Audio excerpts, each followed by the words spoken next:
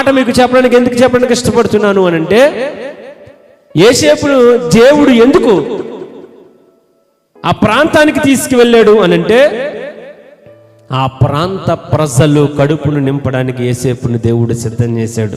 స్తోత్రం, హల్లెలూయా. మరి యోసేపును బట్టి అంతమందికి ఆహారం వచ్చింది కదండి, మరి యోసేపుకి ఎందుకని నిందలు వచ్చినాయి? యోసేపుకి ఎందుకండి అవమానాలు వచ్చినాయి? చెయ్యని తప్పుకు యోసేపు ఎందుకండి చెరసాల్లోనికి వెళ్ళాడు అని మీరు కూడా అడగచ్చు. మాట మీ హృదయాన్ని పెట్టండి. అంతమందికి మేలు చేయాలి అంటే ఇవి పడక తప్పదు. అంతమందికి మేలు చేయాలి అని అంటే ఈ మధ్యలో ఇవన్నీ దాటుకొని వెళ్ళాలి, ఇవన్నీ దాటుకొని వెళ్ళాలి. లేకపోతే దేవుడు అంత కృపనిస్తాడు.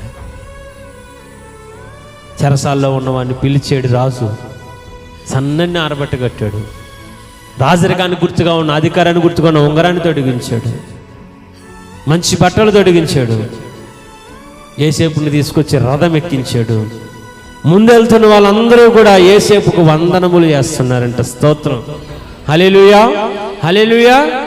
నిన్ను కూడా ఈరోజు అవమానాలు, ఇరుకులు, ఇబ్బందులు ఎందుకున్నాయంటే రానున్న రోజుల్లో అందరికీ కరువు వస్తుంది, నీకు సమృద్ధి రాబోతున్నది. స్తోత్రం. ఎవరైతే గోతులో వేశారో వారికి సమృద్ధిగా భోజనం పెట్టడానికి యోసేపును దేవుడు వాడుకున్నాడు. ఈరోజు ఊరికినే కృప రాదు, ఊరికినే ఆశీర్వాదాలు రావు. అందుకే చెప్తున్నాను, వస్తున్న ఉపద్రవాలు, నిందలు, అవమానాలు, ఇబ్బందులు, ఇరుకుల నుంచి దాటించి ఒకరోజు నిన్ను కూడా అనేక మందికి పెట్టువానిగా ప్రభు చేస్తాడు. స్తోత్రం, హల్లెలూయా. అనేక మంది జీవితాలను తృప్తికరంగా భుజించడానికి యోసేపును దేవుడు ఏ రీతిగా నిలబెట్టాడో నీ కుటుంబానికి నిన్ను కూడా దేవుడు ఆ స్థాయిలో నిలబెట్టువాడై ఉన్నాడు. ఆమేన్, హల్లెలూయా. అంటే చెరసాల్లోకి వెళ్ళిపోయాను కదా, ఇంకా నా బ్రతుకు అయిపోయింది అని అనుకోలేదు.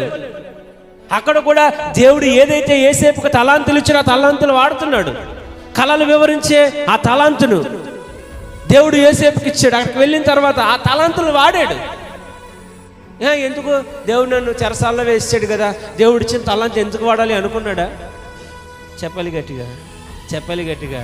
దేవుడు నీకు ఏదైనా ఒక తలాంతు ఇచ్చాడు అని అంటే నువ్వు అది వాడడం స్టార్ట్ చేయి, ఆ తలాంతే నీ జీవితాన్ని మలుపు తిప్పబోతున్నది.